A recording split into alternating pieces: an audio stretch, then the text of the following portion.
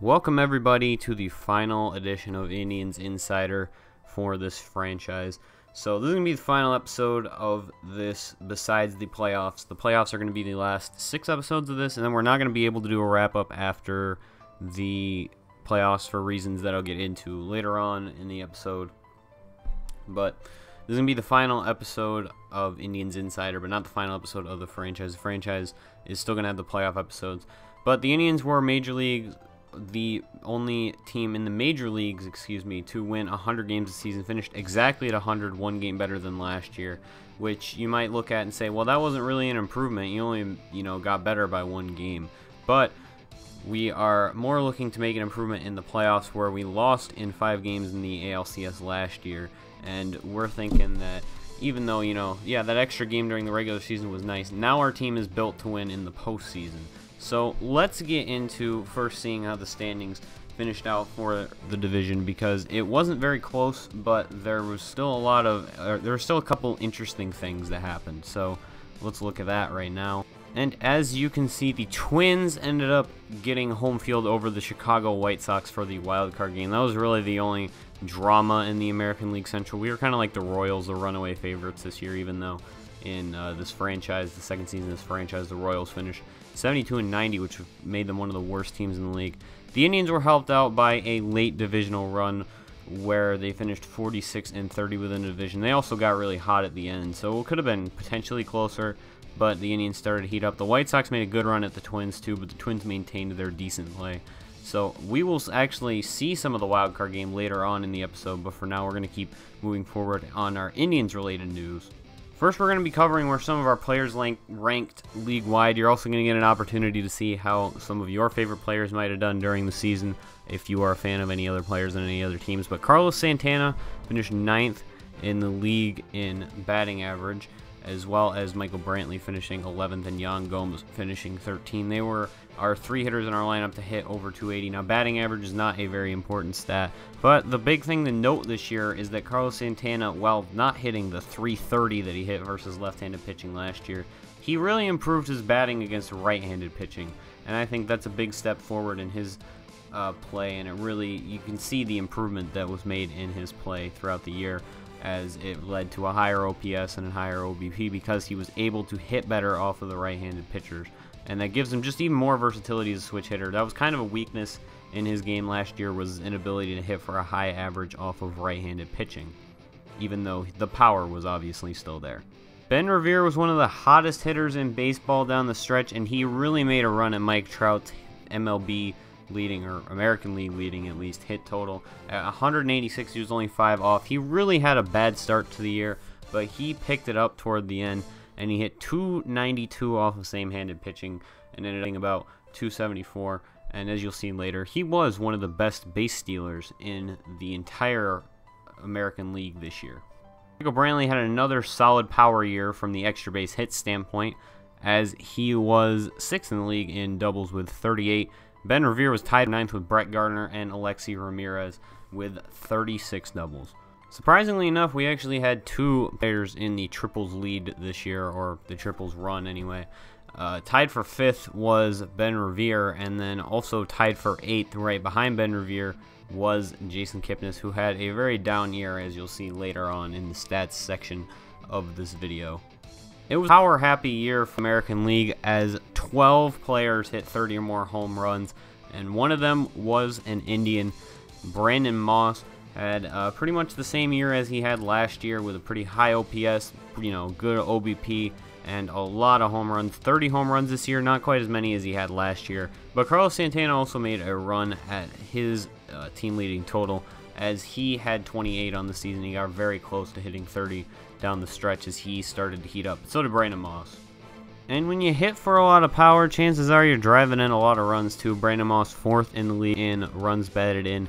Michael Brantley 8th with 94, and Carlos Santana just behind him with 93 in the 9th spot. And Chris Davis of the New York Yankees, I did not even realize that he signed with that team in the offseason, had 92 of his own.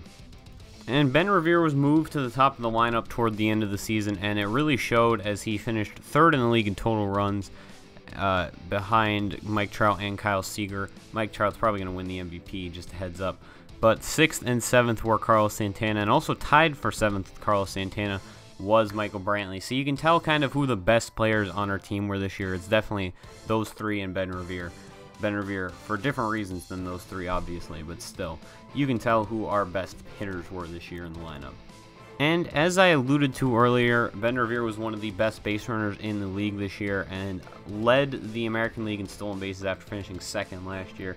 This year he ended up 9 ahead of Craig Gentry and 15 ahead of Jacoby Ellsbury, who actually got injured during part of the season because those two were very close as Ben Revere started to get on base more. And obviously when you get on base more, your stolen base total is going to be up just because your opportunities are going to be up. But Jacoby Ellsbury ended up on the 15-day DL because I was watching the stolen base race. And Jacoby Ellsbury ended up on the 15-day DL, and they were very close, and Ben Revere ended up narrowly passing him, and Craig Gentry obviously passed him while he was injured as well. So congratulations to Ben Revere winning the stolen base crown in the American League. And Carlos Santana did kind of dip off at the end of the year. I know he was leading a lot of stats at the midseason, but he still finished 2nd in a very key stat on our team, bases on balls, aka walks. He finished tied with Brandon Moss and Chris Carter of the Houston Astros in 2nd place in the American League for walks drawn.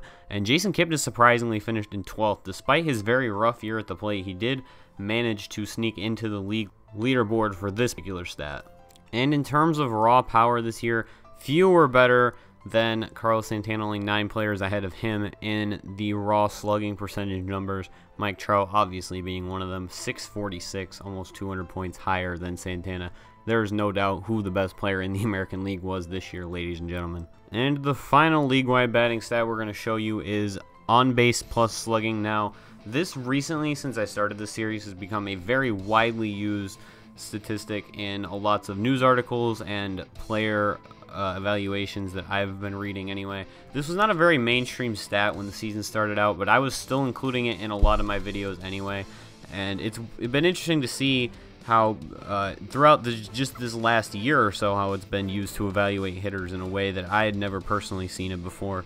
Now that we're getting all into our more in-depth statistics, it's one of the most mainstream ones, I think, but it's interesting to see because we always had a lot of players who ranked very highly in this, and a lot of people would be like, well, that's not really important, but I was still including it in these anyway. And you see Carlos Santana, 873 OPS, that puts him into an elite category of hitting this season.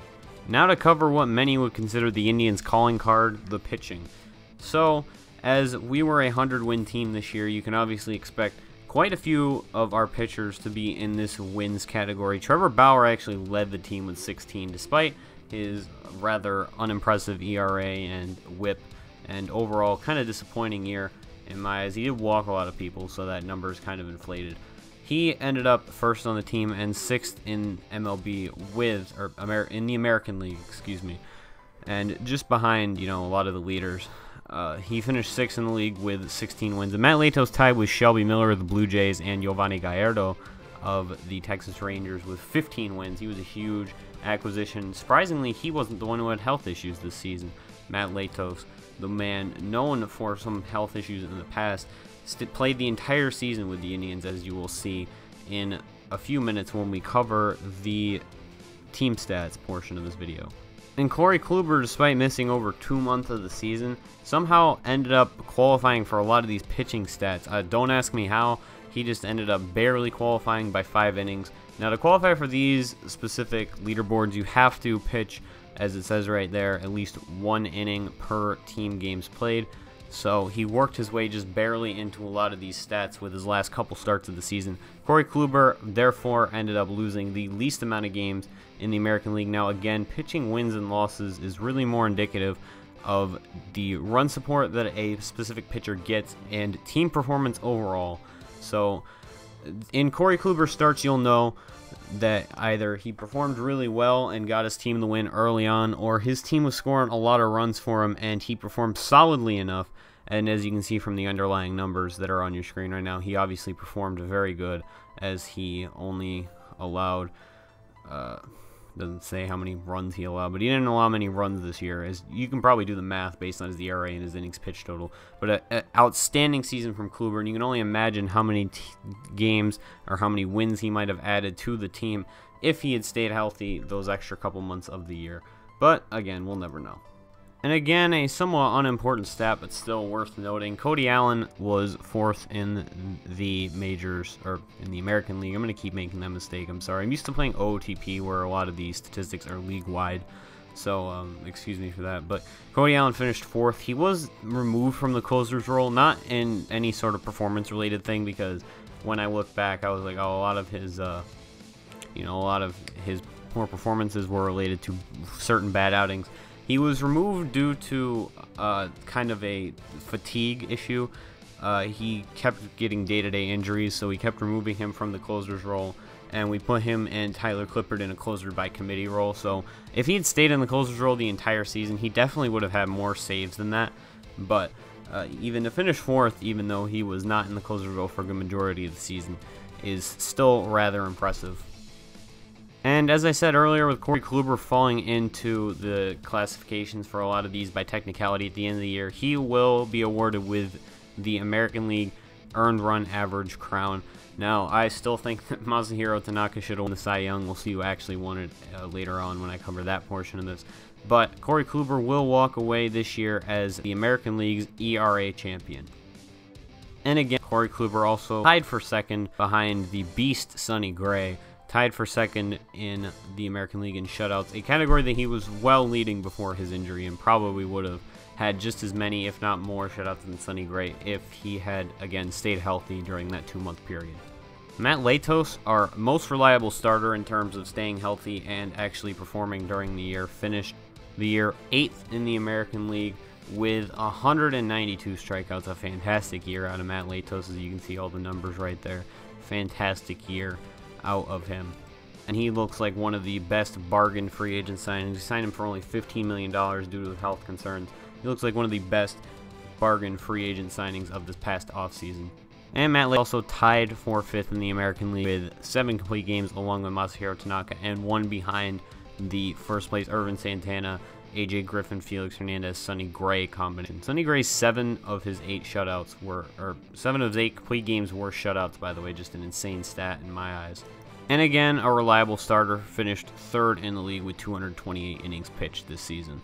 Corey Kluber also won the crown for fewest walks allowed, which is an insane stat considering how many innings he pitched. To have a walks per 9 that low and to walk that few people in 167 innings is just straight up impressive, especially considering Trevor Bauer pitched 180 innings or so and walked almost 100 people. It's a very impressive number when you think about it for Corey Kluber.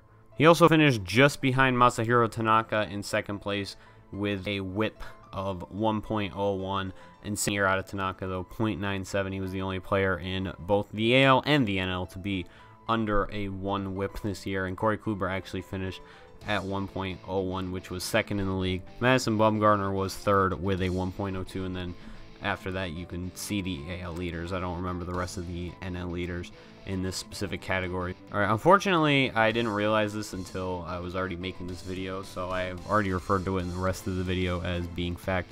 But we are going to have to actually skip the different team rankings, like, you know, where our team was in ERA and things like that, as well as our individual players on our team performance. I lost a good bit of screenshots for both of those things, so I didn't realize that until I was going through the folder of screenshots that I had specifically saved for this video, and I apologize for that because earlier in the video I did say we were going to go over those later, but we will be unable to due to the loss of well, literally the loss. It was just the unpreparedness on my end, so I do apologize for that. But we're going to jump into the standings so you can see what teams made the playoffs and what did not before we do a brief coverage of the American League wildcard game. So the first division we are going to cover is the American League East. The Blue Jays finished 2.5 games behind the Boston Red Sox, and besides that, it was not a very competitive division. As you can see, the Rays were in 4th place and finished 15 games out, and even the 3rd place team, the Yankees, finished 7 games out. A pretty uncompetitive division behind the 2 top dogs, and congratulations to the Boston Red Sox winning a slugout toward the end of the year. with the Toronto Blue Jays. These are both very good offensive teams, not very good pitching teams, but we are faced with the possibility of having to play the Red Sox once again, which is not something I'm looking forward to. As you remember, we faced them last year and did not have a very good time against them, as we lost in 5 games in the ALCS. And as you saw earlier, the AL Central, a very close race. 3 teams, including both wild cards, made the playoffs from the American League Central. So it'll be interesting to see how the playoffs unfold, as the Indians had the best record in the majors. So we're going to have to face whatever team wins that wild card game, which means that the ALDS will be a divisional matchup between the Indians and the winner of the wild card game. So it'll be very interesting to see, as they will be playing rival teams against each other. The AL West was a rather uninspiring division this year, as 4 teams finished a game or within a game of each other for really not a good record at all. The 83-79 Houston Astros, who finished the season on a 3-7 cold stretch, will make the playoffs for the first time in years, as they did not make the playoffs the first year of this franchise, as they probably will in real life. And the Rangers and Angels, as well as the Oakland Athletics, all finished just a game out, and the Athletics actually were eliminated the game before, as the Rangers and Angels both could have made it had they won their last game of the season. However, they both were defeated. The Athletics must have been eliminated the day before.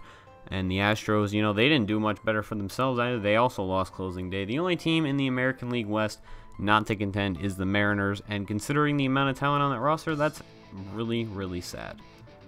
And again, as I already had covered before, the Twins will be hosting the Chicago White Sox for the American League wildcard game, which we will be covering after we are done looking at the National League standings. Now, for some reason, when I was capturing these screenshots in my Elgato, it captured the National Central twice and didn't capture the National League East at all. But fortunately enough, it was not a close race at all. The Nationals won the division by 23 games, which is just ridiculous. As you'll see later when we look at the wild card standings, you can see how far back the second place team in the National League East was, and it's just it's not even funny. But as you can see, the Cardinals, Pirates, and Cubs all missed the playoffs, which I was surprised about, as they are all very good teams in this game. I was very surprised to see all of those teams not qualify, but we'll see who else qualified for the playoffs in a pretty shocking turn of events. The Padres and the Rockies finished in the first and second spots of the National League West.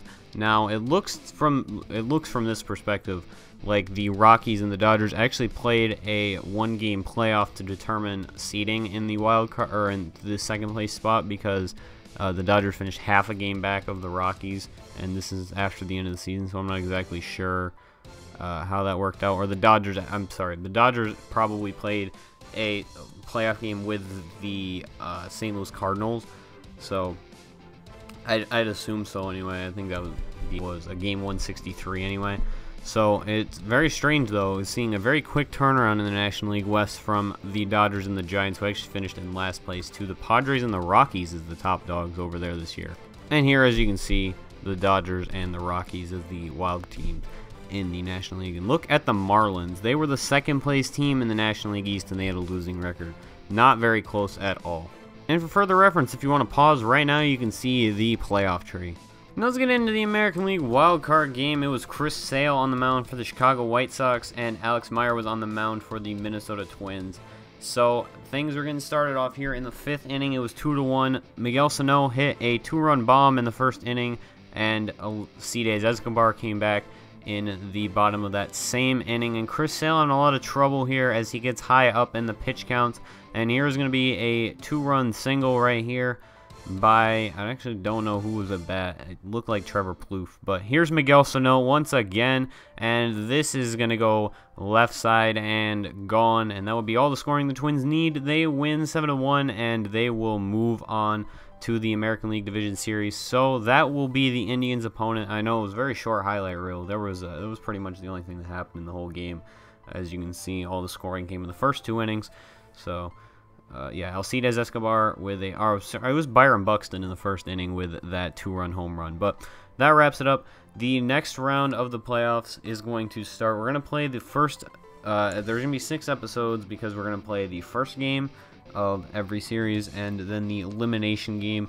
And I know that spoils that I went to the World Series, but you are not going to see what happens, and it's very interesting. So the road to the World Series is a very interesting one. So thank you guys for watching, and hope you enjoyed this final edition of Indians Insider. The playoffs will start at some point this week. I don't know when they're going to be finished. I'm moving this Thursday, and this video is going up Monday. I'm moving this Thursday, so I'm not exactly sure when this series is going to wrap up, but it will be some point within the next 2 weeks. So, well, this week and next week. So, thank you guys for watching. Hope you enjoy, and leave a like for more Indians baseball.